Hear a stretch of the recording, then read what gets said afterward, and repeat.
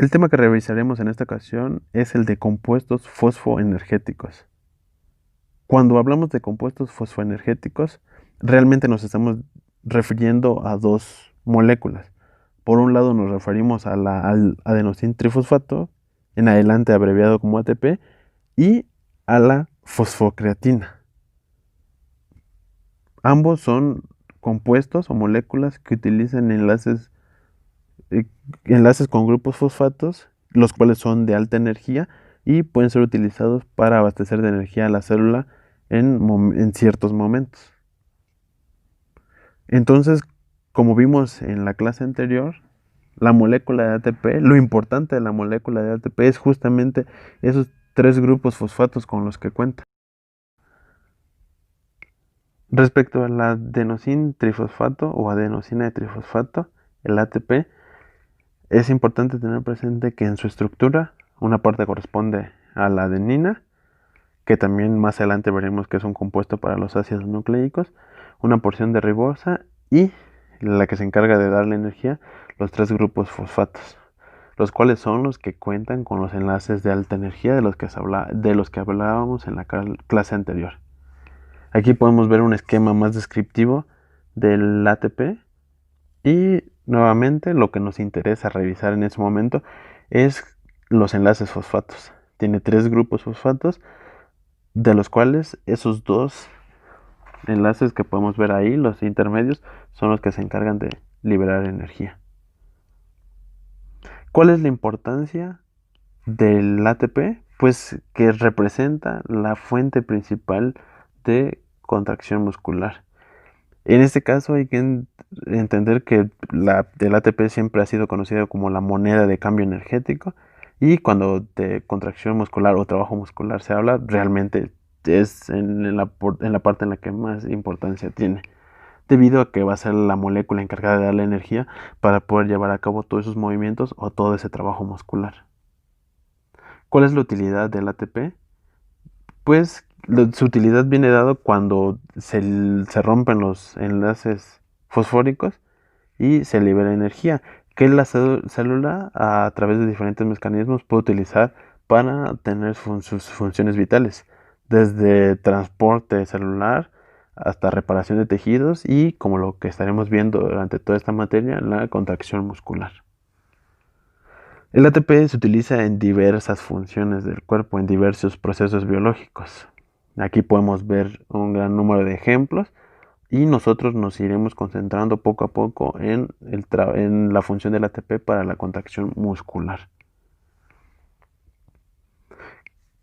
¿Cuál, ¿Qué caracteriza a la liberación de energía del ATP? Pues primero debemos identificar que la liberación de energía que hace el ATP es una reacción exergónica, es decir, genera energía. Y en este caso existe una enzima que se llama ATPasa, que es la encargada de romper ese enlace para que se libere energía. Entonces, de ser adenosín trifosfato ATP, se convierte en adenosín difosfato, ya solo tiene dos, se libera un grupo fosfórico y además de esas dos moléculas, se libera energía que en su momento va a utilizar la célula para el trabajo muscular. Como la materia va a estar centrada en el trabajo muscular, cada vez que hablemos de una célula, específicamente estamos hablando del miocito, ese tipo de célula especial que es la base de todo el sistema muscular.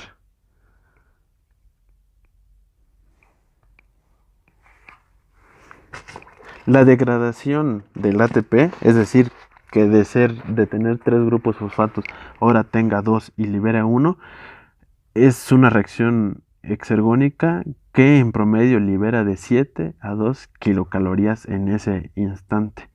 Y finalmente produce dos productos. Por un lado produce el ADP y por otro lado produce el grupo fosfato libre. El ATP a través de hidrólisis se divide. Por un lado en ADP y por otro lado en el fosfato, que a partir de ahora va a estar abreviado como PI, que se refiere a fosfato inorgánico. Y la energía, que es de importancia biológica, que puede ser utilizada para varios procesos.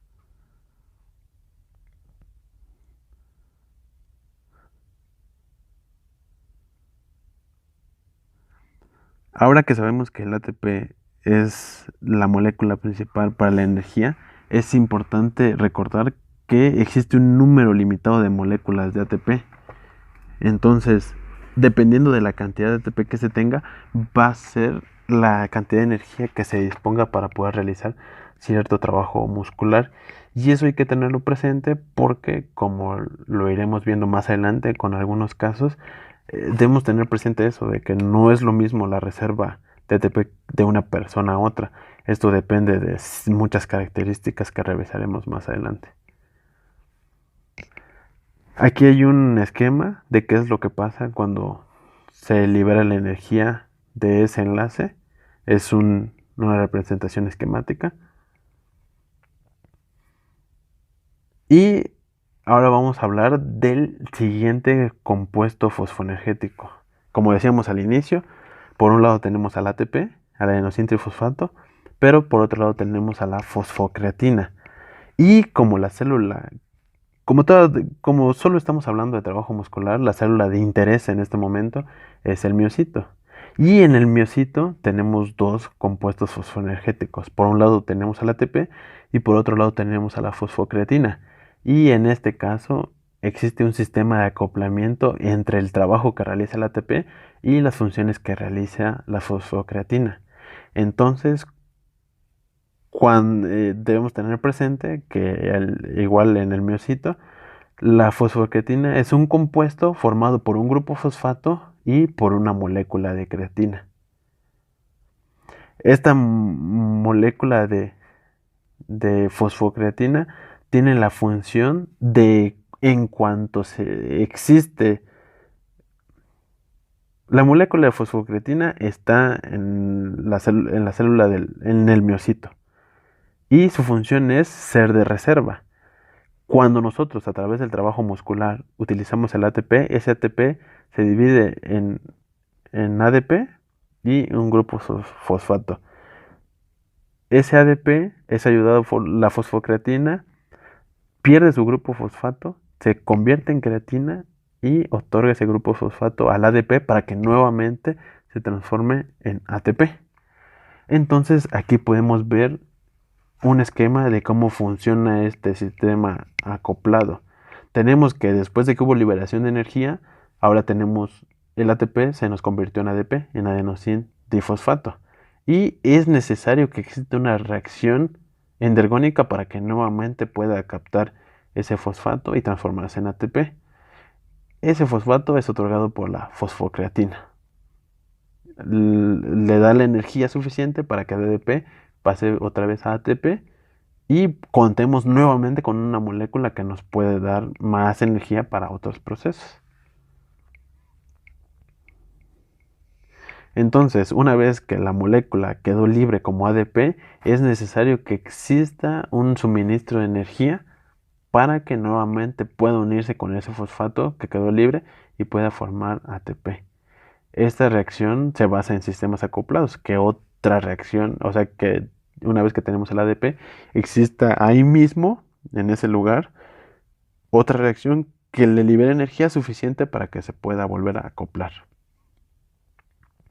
¿De dónde obtenemos esa energía? Principalmente de los alimentos. Y de los alimentos, nuevamente nos referimos a las macromoléculas, carbohidratos, lípidos y proteínas que obtenemos de la dieta.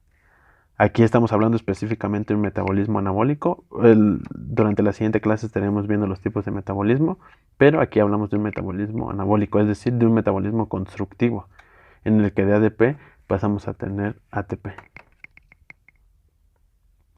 En la siguiente clase estaremos revisando qué es el metabolismo, los tipos de metabolismo y cómo se relaciona con lo que estamos viendo.